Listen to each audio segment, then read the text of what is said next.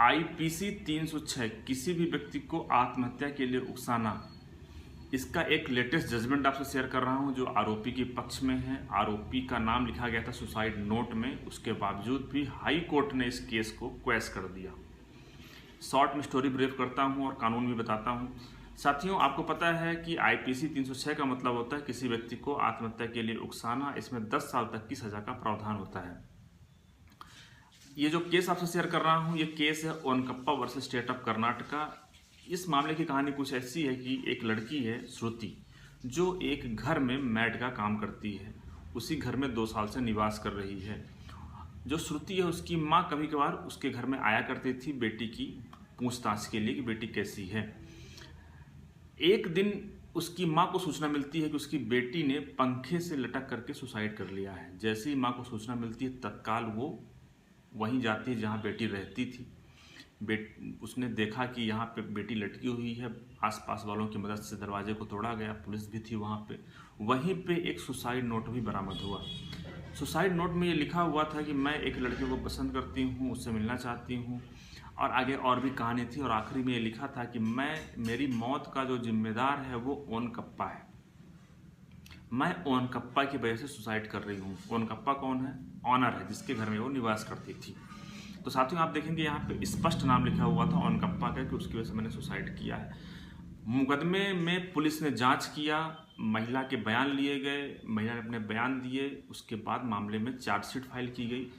Chargesheet file करने के बाद आरोपी ने 227 सीआरपीसी का एप्लीकेशन फाइल किया कि मैं इस मुकदमे में दोषी नहीं हूं, अपराधी नहीं हूं, मेरा कोई रोल नहीं है, इसलिए मुझे इस मुकदमे से डिस्चार्ज कर दिया जाए, मेरे खिलाफ मुकदमा कोर्ट में ना चलाया जाए।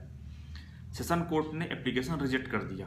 उसको चैलेंज किया गया हाई कोर्ट में। हाई कोर्ट ने उस एप्लीकेशन को स्वीकार कर लिया और हाई कोर्ट ने कहा कि मुकदमा चलाने की कोई ज़रूरत नहीं है, गवाही की कोई ज़रूरत नहीं है, ट्रायल नहीं चलाया जाएगा। अगर ट्रायल चलाया जाता है तो ये कहा जाएगा कि ये abuse of process of law है, बेवजह किसी व्यक्ति को परेशान करना जैसा है।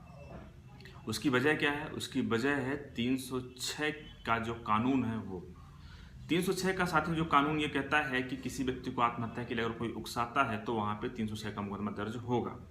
अब साथियों, इसके लिए सबसे इंपॉर्टेंट पॉइंट है वो है मेंस रिया। मेंस रिया क्या होता है? आपराधिक मंशा। वो इस केस में नहीं था। इसका मतलब क्या होता है कि अगर कोई व्यक्ति किसी व्यक्ति को वास्तव में ये चाहता है कि वो सुसाइड कर ले और उस पर्पज से उसको वो उकसाता है, तो वहाँ पे 306 का मुकदमा लगता है। लेकिन इस केस में ऐसा नहीं था। उसकी माँ ने जो बयान दिया, उसकी माँ ने कहीं से कहीं तक ये नहीं बताया कि उसकी बेटी आखिर इस व्यक्ति ने कैसे परेशान किया कि उसने सुसाइड कर लिया।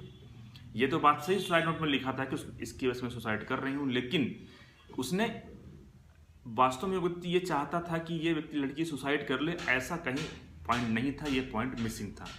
दूसरा पॉइंट था इंस्टिगेशन, ये भी मिसिंग था। इसका मतलब होता है कि ऐसा कहीं साबित नहीं हो रहा था कि ओनकप्पा उस लड़की को उकसा रहा है कि वो सुसाइड कर ले।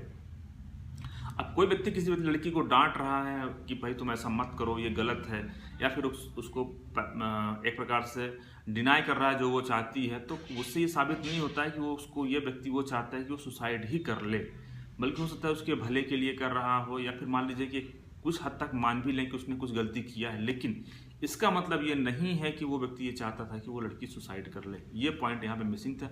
अधिकतर मामलों में ऐसा होता है कि ये साबित नहीं हो पाता कि आखिर उसने उसको किस प्रकार से प्रताड़ित परेशान किया कि वो व्यक्ति सुसाइड कर ले, या फिर ऐसा कोई पॉइंट भी नहीं होता जिससे ये साबित हो जाए कि वास्तव में वो यही चाहता था कि इसीलिए परेशान कर रहा था कि सुसाइड कर ले।